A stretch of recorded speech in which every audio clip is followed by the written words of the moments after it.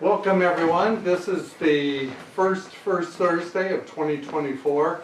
We decided to kind of roll the dice and decide that we could have a program in January when we weren't in the middle of a major snowstorm. And so far it looks like we've beat it by 2 days. So thank you all for coming out. We have already a good series of events coming in for First Thursdays. Next month we have a beekeeper coming to talk about how you can start your own hive. And then we've got additional programs that are going to be available. You'll be able to see them on the website. We'll put them in the Harpswell Anchor, of course, as well. And also this year, the other thing we're going to be doing primarily for adults is to have additional programming, probably another second one a month, beginning in like April, where we'll try to get in authors, poets. Craig Seid has a new poetry book coming out in February, and so I think he'll be here in April doing a reading from that as well. So plenty of stuff for you to give you an excuse to get out, weather permitting. Tonight we are going to talk about winter sowing. And the reason why we're talking about it tonight is Anne made the mistake last year. That's Ann Wilkes, our librarian. She made the mistake last winter of saying to me, Dan, I've got a great way to get a head start on your sowing for the spring season. It's something you ought to try out a little. And being the moderation person I am anyway, rather than trying out just what I did 50 of them. And all sorts of vegetables and annuals and perennials and everything, because I was convinced that this system would not work. Of the 50 jugs I planted, 46 of them germinated. Wow. 2 of them that didn't were seeds that were from 2019, so I really can't blame the process for that. And the other 2 I'm going to try again this year because I have no idea why a delphinium and a quinoa didn't come up. Everything else came out. If you came to the plant sale that the library had in June and you saw a bunch of little pots like this, those are all things that were left over after I planted everything else. So, you know, it's a system that really does work. What I really want to do is to start a little bit and tell you about what the difference is between winter sowing and what we typically think of in terms of winter preparation for spring. The traditional way of getting plants started is to work inside, have a dedicated area in your house, put up grow lights, get special trays, a special growing medium, and then grow them under the lights until they're ready to be transplanted into small pots. And when they're transplanted into small pots, when the weather gets warm enough, you gradually take them out for a couple hours at a time in order to get them ready to go outside, called hardening off. So there are a couple of problems with that. One of which is that a lot of us don't have a lot of room in the house for it. Not to mention the fact that dogs and cats really like to get into that kind of stuff. It also tends to be a bit expensive. So when Ann says to me, I've got an idea that not only works, but it's really inexpensive, then she had me. Yes. Yeah. Yes. Because, you know, some people are for, well, I'm just plain cheap. And I figured if I can get the same or better results by spending virtually no money, that's what I want to do. So let's take a look a little bit at I handed out a kind of a growing winter sowing cheat sheet. You know, the traditional winter planning requires interior space, grow lights, you have to water regularly, special planting medium. Some seeds require cold stratification, which means you have to put them in the freezer before you do that. Special seed preparation, some of them have to be nicked or soaked before that. And the planting must be timed for proper transplanting, in which you do, then you transplant into a different medium with different soil. So much work. So much work. tell you what winter sowing is. It takes something you already have. Now, I use, the traditional way is to just use a milk jug, but any of these other jugs will work as well. Here's the concept. We're going to take the jug, cut it in half with a hinge, throw regular potting soil in it. Not peat moss. Not peat moss. Yeah. Some people have had the issue of using something other than regular potting soil, and it didn't work terribly well. It was not good. It was not good. So regular old potting soil, the potting soil that I just bought 3 days ago, moistened. We're going to drill some holes in the bottom for drainage. We're going to leave the cap off here so that the rain and the snow can come in there. Going to plant the seeds as normal, tape it up, and put it outside and forget about it until spring. That is really complex. And the beauty of it is, the reason why this works is, you notice in your own garden that some plants come up very early in the spring. Some don't come out until the summer, some don't come out until the fall. It's because Mother Nature has that already figured out. All we're doing is seeing to it that when we're planting our seeds, we are going to let Mother Nature decide when the time is right for those plants to come up. So unlike when you go to a store that has plants outside, those have been prepped under ideal conditions, but they're not Mother Nature's conditions. So when you get them home, you'll find out very often they don't turn out quite as well as you want to.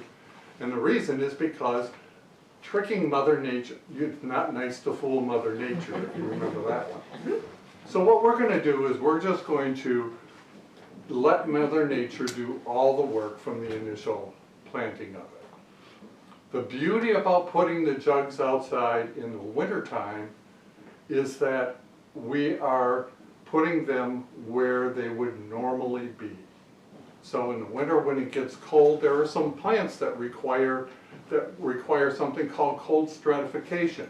If you think of things like perennials like tulips, for example, it has to get really cold in the winter in order for the seeds to germinate, well in that case the bulbs.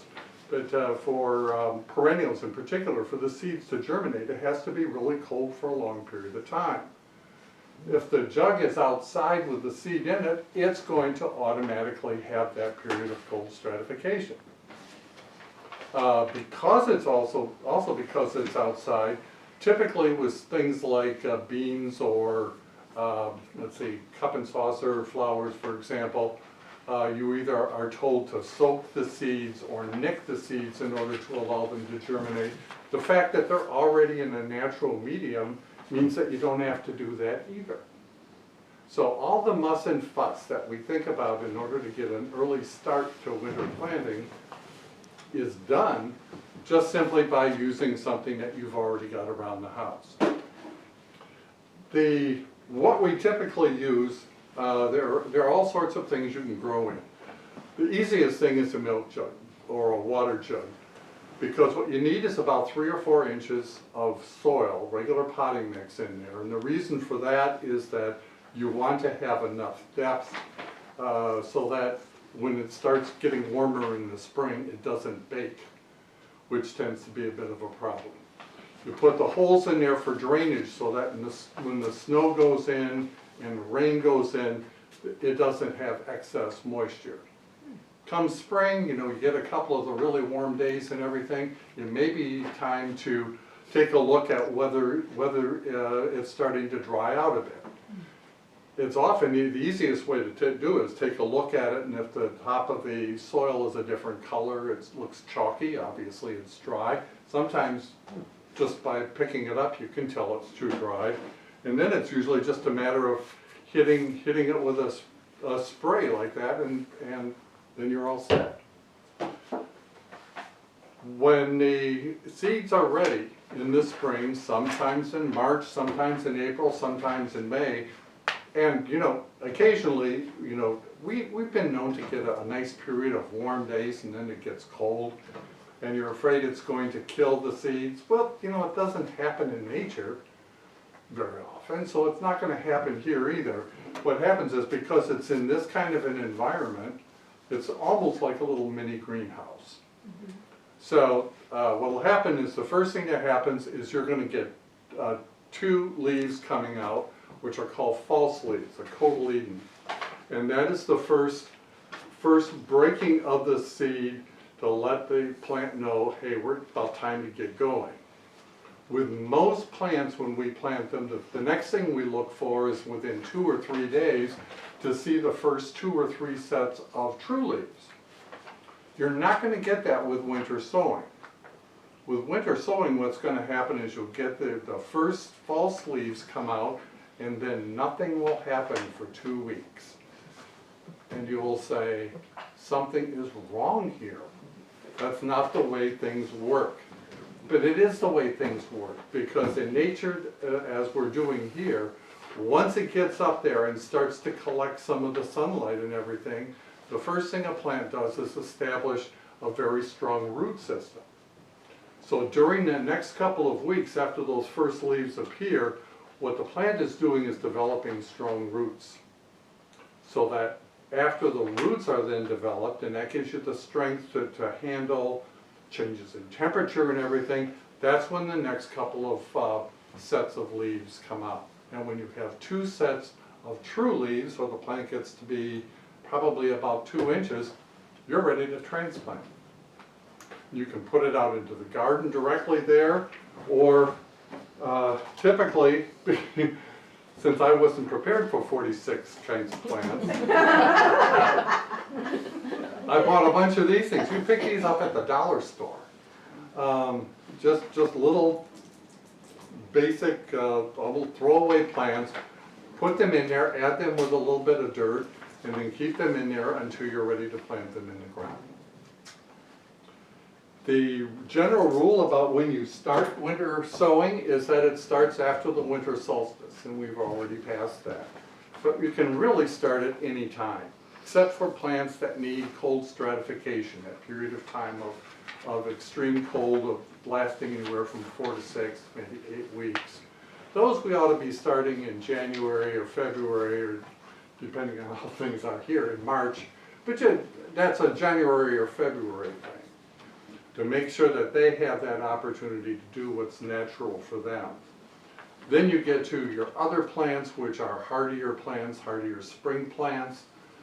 Those will come up immediately. Some of the more tender plants, including things like tomatoes, for example.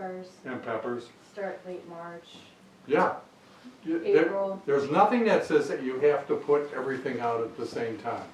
I put everything out way too early, and you do it. Constantly. Yeah. Until mid-April. But still, it's a way, we aren't concerned so much about the timing of putting it in as when Mother Nature says it's time to come out. So, what do we plant them in? Well, like I said, milk jugs are traditional, and we'll kind of go through how we do that. But I just was looking around the house to find other jugs that would seem to do it. I've got a quart milk jug. This is a white vinegar bottle, ocean spray cranberry juice, Arizona iced tea, some sort of a soda bottle. We go through a ton of Coffee Mate, so that works well. The rule is this: you have to have a container that gives you at least 3 to 4 inches of soil, because otherwise it's going to dry out really, really quickly. And then another 2 inches on top for the plant to grow to the point where it's ready to be transplanted. That's why something like this, and I tried these last year. These are really delightful containers. The problem is that this thing's only 2 inches deep, and what I ended up having to do is water and water and water them. Not fun. But if you have plants that don't have very deep roots, like petunias or something, that's what I eventually grew in there. Microgreens. Microgreens. This one would work. So, it's not, for people who say to me, I don't have milk jugs or water jugs, just look at, because we've got plastic running around the house someplace. And rather than recycling it to the recycling center, might as well use it for something that'll work here. So that is the entire system of winter sowing. Is just putting things together in such a way that allows Mother Nature to do what Mother Nature does best. Hey Dan, Yeah, with the colored bottles and the opaque bottles and one there, your coffee one. well, this one, yeah, I have to tear this They're down. about- But they get enough light? Yeah, the, Yeah. yeah, it either clear or translucent, because they do have to have light. And a lot of seeds, for example, they say, you know, just sow them right on the surface because they need light to germinate. Yeah. Some milk jugs are they're considered to be true translucent, but they're too dark. Yeah. Hood milk, for Yeah, right. example, Yeah. is But too even dark. that cranberry Yeah. juice one that. and This the- is fine. Yeah, and is the coffee one, is that a green bottle or is it clear once you remove the? That's this. Oh, that one, Same okay, thing. all right, okay, Yeah. all right, thanks. So anything that's translucent works. So what we're gonna be doing is we're gonna be, I'll just do one to give you an idea how it works. Then you can come up here, and if you wanna do one yourself, so much the better. And Ann will teach you, she's much better at this than I am. have I another handed you, question. yeah, go ahead, Cindy. Do you place it in the south side or west side or east side of the house? Doesn't really make any difference, as long as it gets direct light. It doesn't require sunshine. And it doesn't have to be dug in a little bit or anything, you just set it on top of whatever? Just set it on top of Wherever you where, want. a place where it won't blow over. What I've seen some people do is they will take a bunch of these milk cartons together and run a stick through to keep them from falling over. Otherwise, you can take 4 of these and put them in a milk crate and they won't fall over. The one thing that wherever you put it, make sure that there is room, because we need holes for drainage. And if you have it in a place where it's not allowed to drain, that's That'll kill it. gonna kill it, yeah. So you really can't have too many holes in the bottom. Some people put the cap back on, I do. she does. Yeah, there are different ways of doing it. I have never put a cap on, How does the water get into the cap is on? You put a hole in it. yeah. Well, Then you she also puts put more. holes all throughout the top and then underneath the handles That's the as well. water system. Okay. Yeah, so she does it that way, I just do it like this, and then it gets buried under the snow. When it rains hard, it's fine, and whatever is left can drain out. So we're gonna get 8 inches of snow Saturday. Well, does it matter if it's covered with snow? No, that's great, But then it's not Ideal. getting light. but it doesn't, Ideal. That's nature. Okay. taking- Yeah. Insulation. yeah, nature just a uses snow and leaves and all sorts of stuff to protect it until it's time. And then the seed wakes up and says, ding, it's time. So So- can you plant a tender plant, you know, tomato or pepper at this time of year and then expect it to do what it's supposed For to do? tomatoes and peppers, I would wait until late March, April. Okay, I've definitely grown dahlia tubers when I started them in January, and artichokes, so, and those were in relatively rough winters, so. And the dahlia did all right? Oh, I grew gorgeous tubers, absolutely. Yeah. If I had stored them better last winter, I'd still have them. Okay, so while I'm kind of getting prepped here, one of the sheets that I gave you has a list of seeds that we have along with us today. I just took a cross-section of what I had at home. Because, you know, not only did I plant 50 jugs, but I decided, wow, spreadsheet. So it has the name of the plant and the type, whether it's an annual, perennial, herb, or vegetable. Is it frost tolerant? Which is, kind of goes back to the whole thing with the tomatoes, because the more tender plants, it's usually better to wait a little later. What it means in terms of sun, when it blooms, notes about it, whether it's attracts pollinators, because I really started this in order to establish a pollinator garden. But the other thing is, you will notice that almost all of these things are deer resistant. Can't imagine why. Do the deer know that? Well, you know, I figure if they come in, if they're really hungry, they're gonna eat anything. But if all of the plants that you have together are all deer tolerant, they're gonna say, you know, there's really nothing here I wanna hang around for. So that's why I tend not to plant things that are deer tolerant and not deer tolerant next to each other. Not that it makes any difference at all. The height, the typical height that it's going to grow to, does it need cold stratification? And you'll notice that the perennials, all of the perennials require that. And age is the age of the seeds. What the seed companies want you to believe is that if you bought seeds last year, they're no good this year.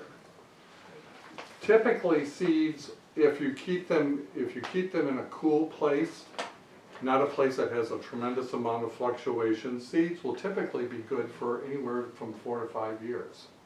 I had some plants that the seed last year, the seeds were from 2018, germinated beautifully.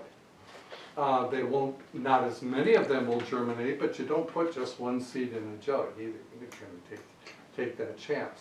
So the fact that you have some seeds left over from last year, the year before, go ahead, give them a shot. You know, yeah, Tim. When you say pollinators, what does those abbreviations mean, like BD, BDH? Oh, Butterfly. bees, butterflies, and hummingbirds. Oh, okay. Hummingbird isn't strictly a pollinator, is it? Okay. Yeah, okay.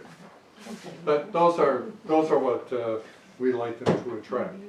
Okay, so let's get, all right. The first thing we're gonna do, the toughest part of this whole process is cutting the holes cutting the holes in the bottom of the, Oh, we got some technology? we got technology. Now, What is that? It's a burden, I guess. this is just a little soldering iron. And, you know, I just got it, so I didn't try it out. How many holes Probably do have to you wait do one on the for it to roll bottom? out. Oh, here we go. It just pokes nice little holes. Oh, it's pretty nice. Yeah. $3.50 So on. the heat helps, huh? Now, there are some of you who are going to think this is really cool and some who aren't. But there's an organization called Timu that people either love or hate. It's you know, the stuff that you buy at the dollar store, where's it come from? China. So what you can do is you cut out the middleman and order stuff through there. This came from there, the cups came from there, these came from there. The little seed distributors that just came in, I just love those, they just came in from there. You know, a lot of this equipment, if you're interested in it, you can get there, or you can, you know, buy it pretty much any place else. The other way to put the holes in the bottom is to use a knife. How many do you do?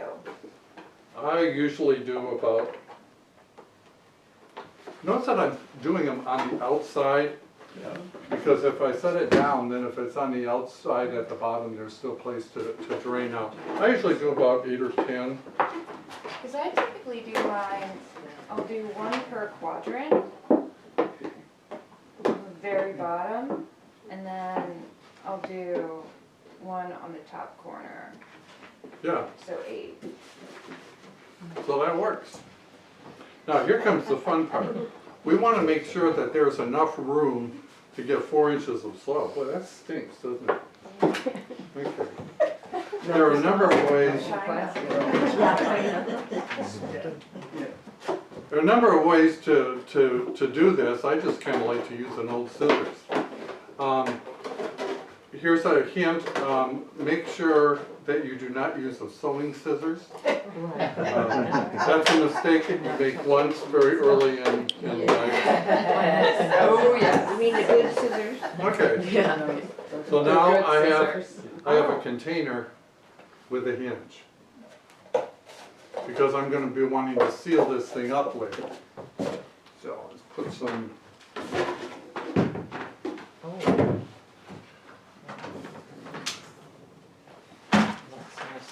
What kind of soil is that? Regular old cheap potting mix. Oh, yeah, that's nice. You can, you don't want anything that is moisture resistant or anything like that. Miracle Grow is fine. This stuff is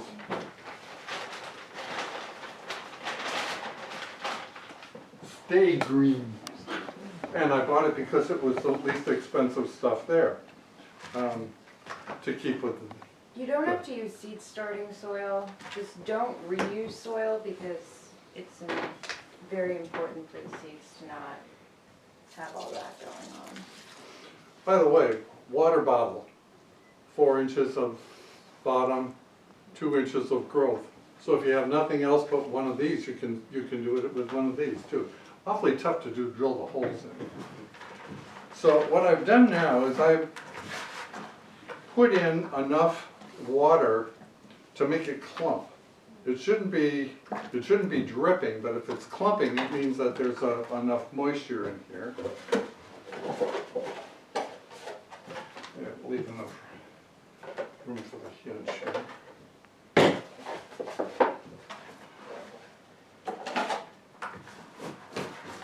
I unfortunately used peat moss for the majority of my winter sowing last year. And all of the work that went into the bottles was not, it was not good. So why, I got nothing. It was very sad so the reason you think is because it was People. moisture resistant. Oh. You're creating a little terrarium essentially. Okay, so I have about 3 inches of soil in here. Now, there's something else. We are very fortunate to live on the coast, which means that we have kelp. One of the best things that you can do to encourage plant growth is to use rockweed, the stuff that's in the intertidal area. What I do is I go out in January and February because that's after all the leaves and twigs and hay and all that kind of stuff is in there. Collect the stuff that comes up on shore, rinse it off to get the salt off, but though even that isn't necessary because the salt's on the outside, it isn't on the inside. Dry it out, put it through a blender, and you end up with stuff that looks like oatmeal, which is a meal. And I'm going to put this much in there, which is all you need is just a pinch. What that does is it does not, we're not adding fertilizer in here to get the The pH? whatever those 3 numbers are. NPK. Oh, Yeah, potassium, nitrogen, and phosphorus. There you go. yeah. Yeah, we don't need to do that because we're not going to need to do that. All we need to do is to have a medium for them to start. And once they get growing better, then we'll put them in. I found out about using this kelp from my wife, who was someplace and watched somebody whose azalea or whose rhododendrons are just gorgeous. And she said, "Those are really beautiful. Are you a master gardener?" She said, "Yeah." And she said, "Our rhodies look awful." And she says, "Well, you know, if you know anybody who lives by the water, and you can get some rockweed, put rockweed around the plant, and that will supply something like 60 or 70 micronutrients. Because you figure where the rockweed is in the intertidal area, some of the time it's underwater, some of the time it's out of the water. What it's doing is it's collecting nutrients like crazy. And those nutrients are the same things that include things like growth hormones. And so what we're really doing is we're just adding enough on here to encourage those micronutrients to help with the growth. I put a little bit of that initially when I go in. When it's time to transplant it, I use a powder. That's 3 more times through the blender. I'm very happy that you can buy blenders at Goodwill because I go through them a lot. Yeah, I was gonna say, what days can we come over and use the blender? Do you dry it, Dan? Yeah, it has to be dried first. Okay, So you dry it and then throw it in the blender. You dry it first and then Okay. throw it in the blender and then go through and through and through. Okay. So then you get it down to a powder, like this. And when I transplant, this will release at that level, that'll start releasing in about 2 weeks to 2 months. When you transplant, you want to have something in there that's going to help the roots grow. So this is all an optional thing, but I found it really helps. So that what I do is I take my pot and I've dug my hole and I do this. That's it. It's just enough to give the plant roots something to play with. That releases within either immediately to up to 2 weeks. So that's why I did this. All right. Now we've got 3 inches of potting soil. What are we going to put in here?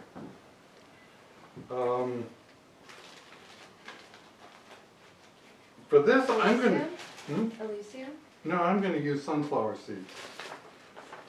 Black Oh, oil those sunflowers, they turned out beautifully last black year. oil sunflower seeds, the stuff you leave out for the birds. Again, a lot of expense. The theory when you're planting something and you can't find the directions is look how big the seed is, how tall it is from top to bottom, and plant it that deep. So I'm just going to take it and in this case I'm just going to put a couple of them in the 4 quadrants.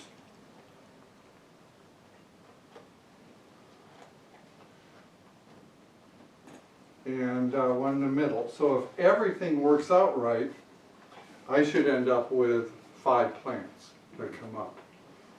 If you don't want sunflowers, and I learned this, I remember. yeah, well, you know, I found out that sunflowers attract squirrels and things and that I really didn't want in the yard.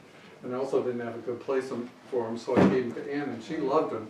But what I found out in my reading, getting ready for this, is that if you just wait for the first false leaves to come up before the next true leaves come out, marvelous microgreens. Oh. So in that case, rather than having them spaced far apart so that you're only getting a couple of plants, what you can also do then is just throw a whole bunch of them in here and then they'll grow out in a cluster. So that's what we're going to do here. Throw them out in a little cluster You put soil on them last year, right? on top. Yeah. Yeah. Put about 1/4 inch on these. Okay. Next. I want to be able to know what these plants are. So, popsicle stick, or you can, if you have a, Come to when the Brooks. doctor isn't looking. And so I'm going to just write sunflower on here. I liked the blinds idea though. Yeah. That was perfect. Okay, so that's going to go on the inside. The other thing I did was I replaced some old blinds in the kitchen. Cut those suckers up, and they make really ideal ones as well. Now, the next thing, so I've got that all taken care of. Want to spritz it with a little bit of water on top.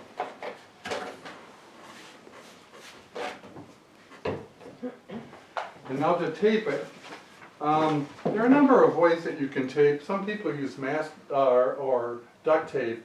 I did last year, but I found it's really tough to get that stuff off. So what has been suggested to me is to use regular old painter's tape. The only thing that you have to be very careful of is that if you're doing it, you want to make sure that the container is dry, because otherwise it's not going to hold. Well, the reason we're doing this is that this is what is going to give us kind of the greenhouse, because that's not working well at all, is it? What I do is I tape down the corners first. Like that. So then you just sort of have the base to work around. The most time consuming aspect of this is really getting the containers ready.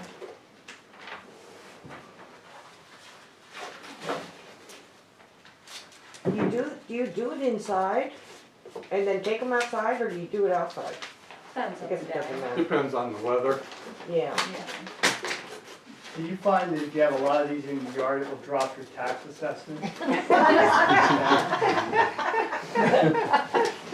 Unless I start operating as a small business.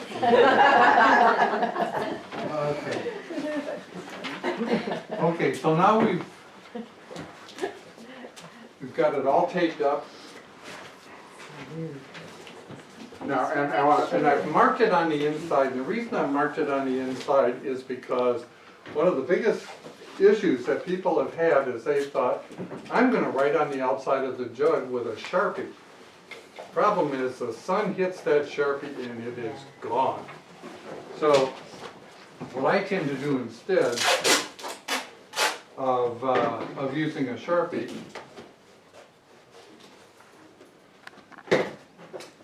is I write the name, actually at home I type it on a piece of paper, but here I'll write it on a piece of paper.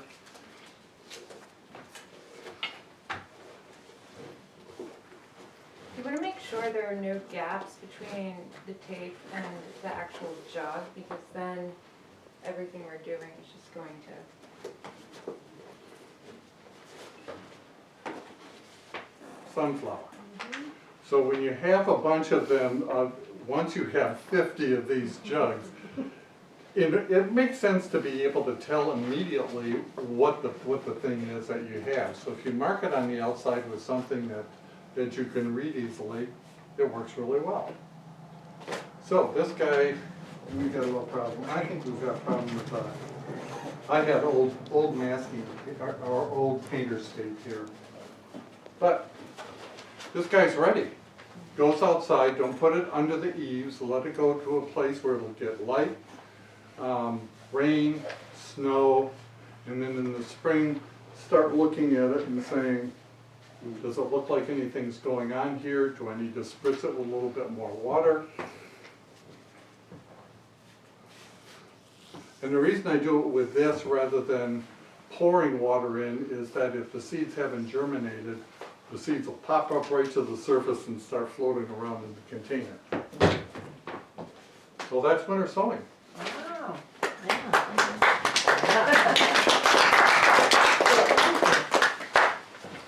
I figured if you're here, you might as well make something for yourself. So if you're interested in doing it, I've got a bunch of,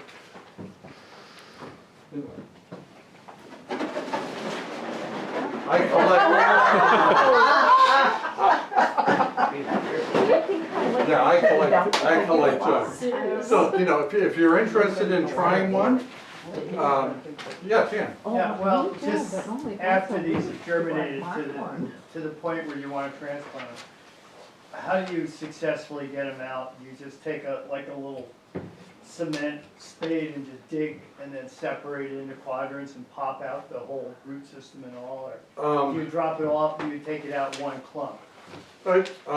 Generally, I use like a fork to Yeah. pull it out because since it's not already in a cell or anything like that, Yeah. you're not going to end up pulling the thing all out with the dirt attached to it.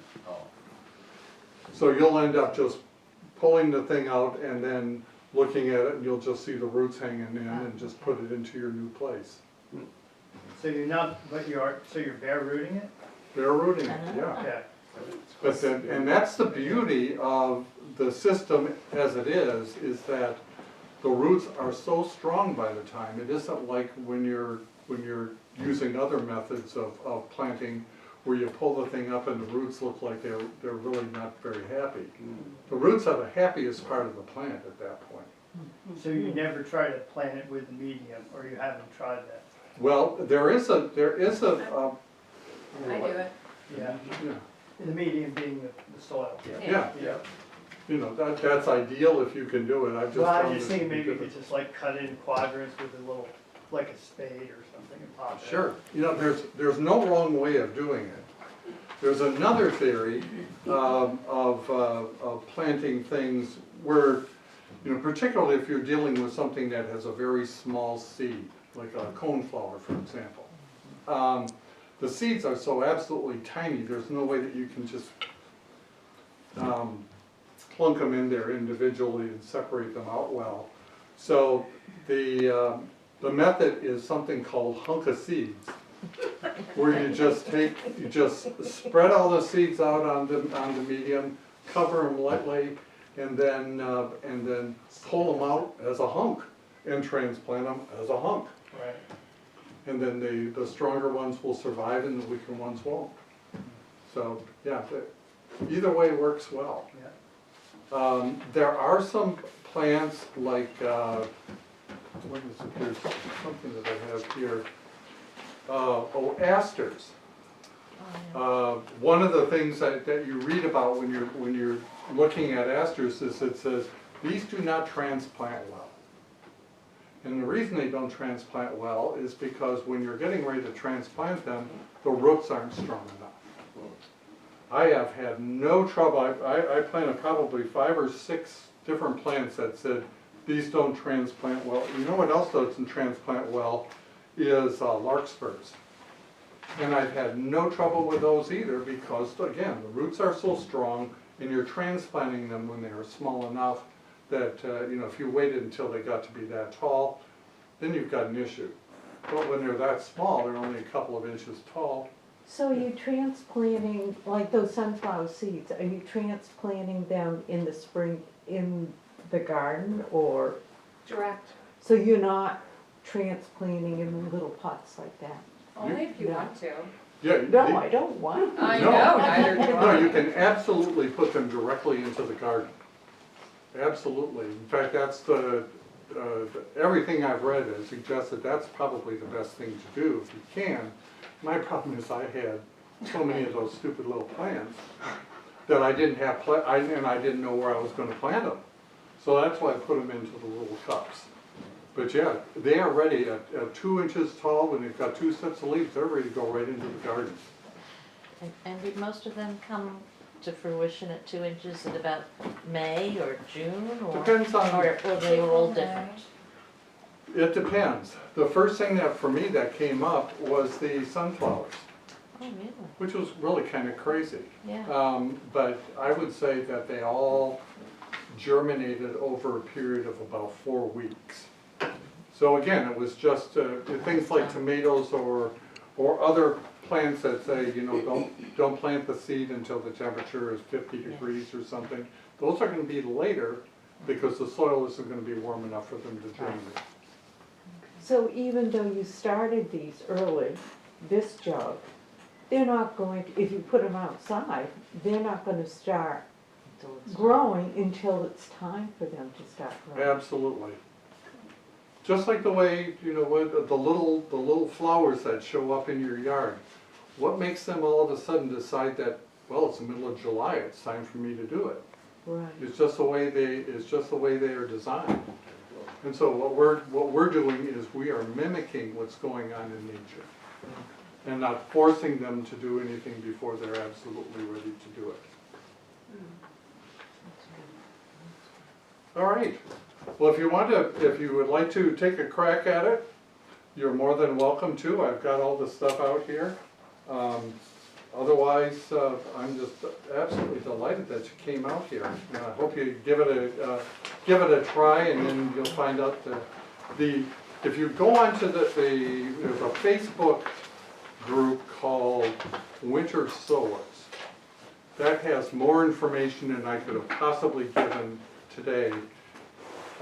When I started last year, there were about 75,000 members of that group. It's now over 125,000. And they're from all over the United States, all over the world. We're getting results from winter sowing now from people who are in Australia and New Zealand and stuff like that too. And so It's a relatively new method. What was her name, Judy? Trudy somebody or other worked on this method. It started 20 years ago. And she worked with the don't know, who'd she work with? Some federal agency to talk about whether this system would work or not. And decided early on that she did not want to copyright the process or to do anything like that, which would prevent regular people like us from doing it. So she just opened it up for everyone to do, which was a marvelously generous thing to do. So vegetables like onions, which is a cold, you know, you plant it first thing. Yeah, Those things you don't need to be putting in these necessarily. You would plant them immediately in your garden? yeah. Sometimes I find often that when I really want to get started, the garden isn't easy enough for me to work with yet. Yeah. So I've done spinach, broccoli, kale, and lettuce, both directly into the garden and using this method.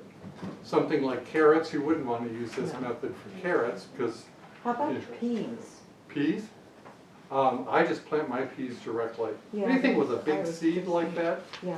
you know, so, you know, it Yeah. isn't meant to be a replacement for stuff. Okay. You know, radishes, I plant directly, beets I plant directly.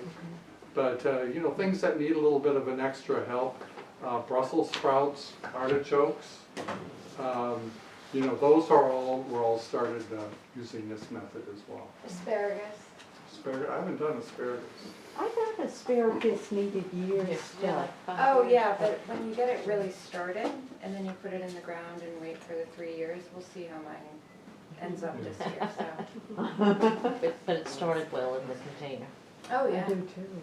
Yeah. So it's, if the seeds are smaller, they need more help, this is perfect for them, but you're saying if they're bigger seeds, then you plant them directly, or? You can do it both ways. But I found, you know, beans and carrots I've been planting for years anyway. Okay. So, you So you know know, what you I really didn't see a benefit to doing it. So, So is there, because like, I think of, we bought like 20 packs of seeds last spring, which we never planted. I believe they're in the garage, I'm thinking about, I mean, we've got cauliflower, we've got watermelon, we've got cantaloupe, we've got cucumber, zucchini, I mean, we've got a range of things. Don't Yeah. do watermelon Okay, or cantaloupe. so I can just call you, Andy, Yes. and you can help me figure that out, Yeah. okay. yeah, but those are ideal ones to start because when you're dealing with a crop like that just goes whoa. Which one, the watermelon or the Both. You know, any of the zucchini, watermelon, cucumber, yeah, they all spread out. anything that's gonna spread out Run. like that, cucumbers, you know, you don't know, when you plant the seed in the ground, you're not sure whether it's gonna come up or not. Right, So this is a way of at least knowing that you've got a plant that is gonna succeed. yeah, okay, so it's a good test method. Yeah, It's also a lot cheaper than buying them. Oh. You know, Yeah, no buying kidding. you know, Plants. 6 or 9 packs of Yeah. peppers or Yeah. tomatoes or, yeah. yeah, Strawberries. because Strawberries? that big bag of potting mix cost me, I think $11. And I'm gonna be able to plant 50 jugs out of it. You know, and you start dividing that up. Plus, you know, you hit February when you're just about ready to stab somebody because you need to do something. This is a wonderful, wonderful way of kind of beating the cabin fever. So we're not late on starting. You No. want to kind of start in February. This is the very earliest you can start. Is after the So when the seeds are out, The you solstice. buy seeds as well, you're just putting them out now. or- yeah. I mean, But you know, the seeds that you had from last whatever year, from last It'll be year. fine. don't throw them out. No, I'm not going to. And the nice thing is that if you have old seeds like that, this is a good way to find out whether they'll germinate or not. Yeah, right. Because And even that if was you- the whole It isn't, when once seeds report get to back. be Right. 3 or 4 or 5 years old, it isn't that none of them will germinate anymore. It's Yeah. just that How many? few of them will. Right, So even if you have something that will only have a 25% germination rate, if you have old seeds, throw more in there and then then you might get fortunate. The one thing that doesn't work very well with old seeds tends to be onions for some reason. I'm not sure why. What now? Onions. Oh, Yeah. Shallots. shallots, Old shallot seeds, no. yeah. But aside from that, yeah, most of the seeds that I've planted were at least 2 or 3 years old, so. I usually use the onion sap. Yeah, and onions. So But you they're, can do seeds? Yeah. you can do seeds? Well, I come from Rangeley, so I could never do a seed. But the thing is, you can decide how much of this you want to do or not. Right. And so I did it as a way of keeping myself from going crazy in February and March. Plus I got to make a spreadsheet. Plus Ann said, I have all these seeds. Would you like some of them? And I'm never going to forgive you for that. Neither will Ellen. Yeah. Yeah, Ellen, my wife Ellen, was a little bit reluctant about it, but she figured there's nothing, he's off by himself, he's not hurting anybody or that. And then all of a sudden, she saw the flowers that we got out of this, and they were just, and the veggies. And this was a way of us to try out a couple of things that we'd never tried before either. And some of them are just absolutely gorgeous. Our daughter did this for the first time last year and tremendous success. Yeah. I mean, she was fantastic. I mean, I was absolutely convinced, there's no way that this can work. No way this can work. And it did. So how many are you going to plant this coming season? How many jugs? Oh, it's growing, is it? It's I gonna be would more than say- 50. Yeah, I would think say so. probably 40 or 50, but there are some that I'm not gonna plant again, because I just didn't care what they, What they want. how they looked. But there were some true surprises in there. And one of them is something called a linaria, which is basically kind of like Nice, good. almost like a miniature snapdragon. Oh, I love Absolutely gorgeous, and no matter where we had them in the ground, we had them in pots on one side of the house, we had pots on the other side of the house. They are early bloomers, they're absolutely gorgeous. So we're just gonna plant a whole field of them this year. Nice. So, No, that'd be beautiful. okay. Wait, did you try, what was the name of it? Oh, no, I forgot. It must be on your spreadsheet. Yeah, that's a quarter of my spreadsheet. Yeah, I know. Oh, my God. So if you want to come up here and do it, we'd be happy to help you out with it.